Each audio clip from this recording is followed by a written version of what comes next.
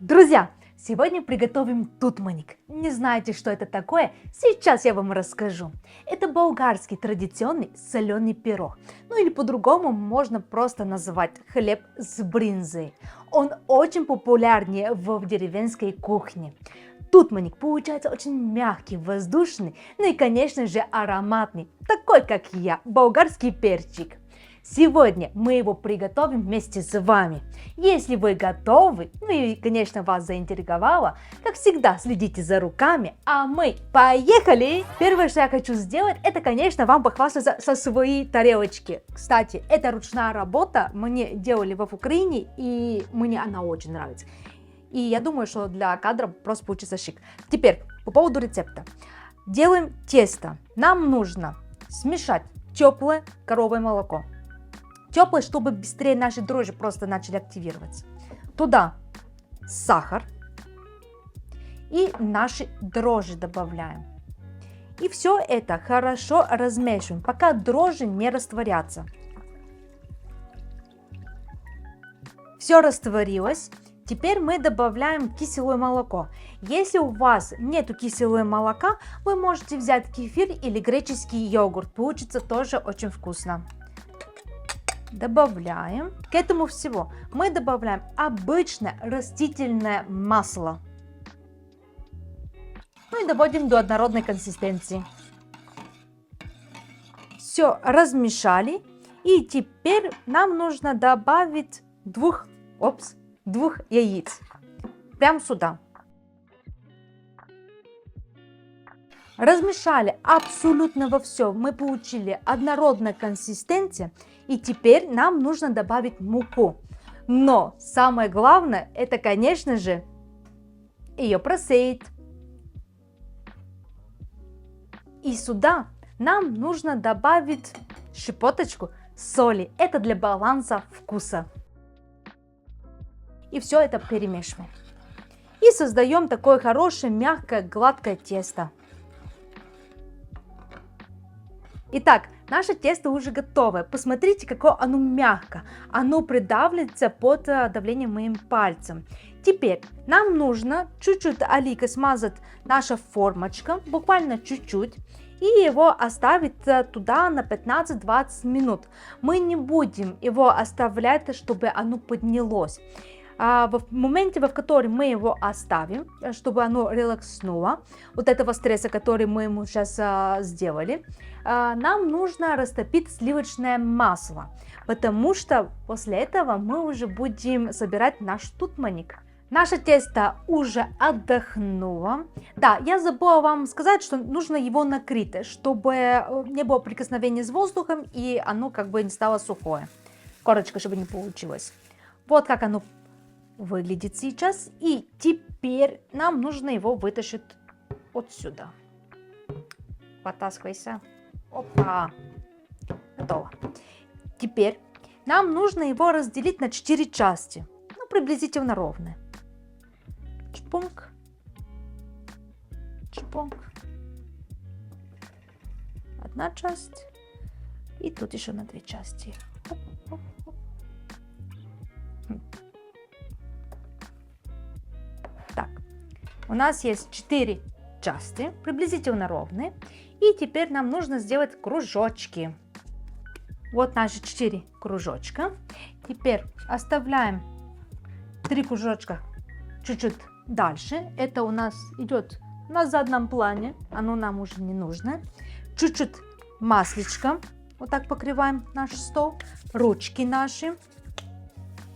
И нам нужно раскатать прямоугольник. Где-то полсантиметра толщиной.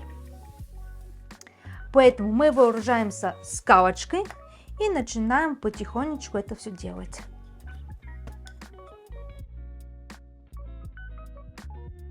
Первый наш корж готов. Теперь нам нужно его вот так закрутить на точилке и просто сдвинуть так, чтобы мы могли все другие коржи тоже раскатать. Наши 4 коржа уже готовы, и сейчас нам нужно собрать наш, собственно, тутманик. Помните, я вам говорила, в Болгарии есть 2 приправы, которые это must have. Это чебрец чубрица или копченая паприка. Поэтому мы сегодня тоже их будем использовать. Здесь у меня растопленное сливочное масло. Теперь нам нужно с помощью щеточки, кисточки, без разницы, с чем вам удобно, вот так хорошо намазать наш корж. Хорошо, обильно. Потом мы берем наши приправы, вот так хорошо их размешиваем.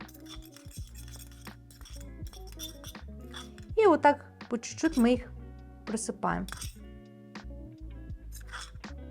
Где-то будет больше, где-то будет меньше, ничего с этим страшного. Если, например, вы где-то чуть больше где-то добавили, вы можете взять кисточки и просто вот так это все размазать. Тоже получится замечательно. Итак, в Болгарии у нас есть такой вид сыра, называется брынза. Собственно, вот как он выглядит. Он очень похож на фета, поэтому если вы не живете в Болгарии, либо у вас просто в магазинах его нету, можете его заменить фетой. Я разделяю нашу сырину на 4 ровные части тоже. Берем и начинаем вот так крошить. Сырина достаточно соленоватая, поэтому, когда вы будете делать тесто, не прибарщивайте со солью. Если вы не любите очень много сыра, то можете чуть меньше использовать. Просто я как бы люблю, поэтому для меня это замечательное количество. Теперь берем наш коржик и вот так сверху его покрываем. Растягиваем, чтобы была такая же форма. И повторяем то же самое. Берем сливочное масло. Вот так хорошо мы обмазываем наш коржик. Добавляем наши любимые приправки.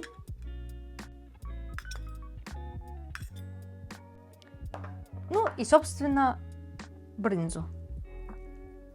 И так повторяем все наши коржи.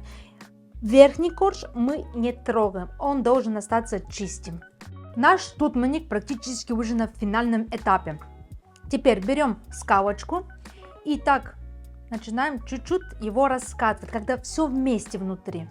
Вот так все коржи, вся начинка, вот так мы ее раскатаем. Вот, раскатали. Получили вот такой прямоугольничек. И теперь мы будем делать скрученный тутманик, або перекрученный. Короче, мы будем его вот так скручивать. Теперь нам нужно его разделить на 4 ровных части. Поэтому мы берем одну скалочку и вот так с помощью нашей металлической лопатки вот так будем делать. Оп, прорезали. Потом второе. Где-то, чтобы это было равномерно. И чпом. Ну, вот эту полоску чуть-чуть вот так я раскатаю. И получится классно. Замечательно. Теперь вот это мы берем и начинаем вот так скручивать. Вот так. Мы берем формочку. Нам нужно ее смазать сливочного масла. Вот так, хорошо, чтобы ничего не прилипло. Теперь смотрим. Нам нужно вот эту часть скрутить вот тут в центре. Вот так и вот так. Скрутили. Замечательно. Крайчик вот так по жопке. Теперь делаем дальше. Тоже вот так берем и начинаем потихонечку это все скручивать.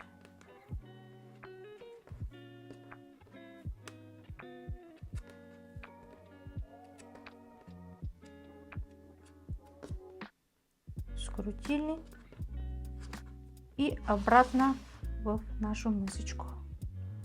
Так. Наш тутманик готов. Теперь мы его оставляем где-то на минут 40-50, чтобы он поднялся, стал еще такой мощный. После этого нам нужно с желточек хорошо пройтись и его будем запекать, а потом мы будем его кушать.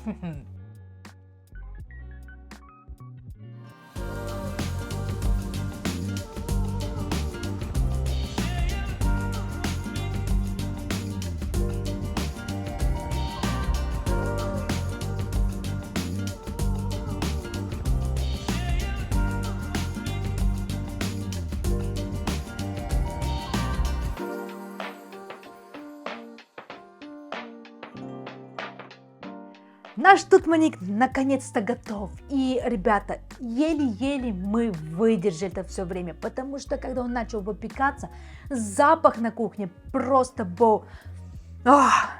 Теперь давайте мы его попробуем. Это что-то роскошное, ребята. Это классно. О, боже, это космос. Как пахнет.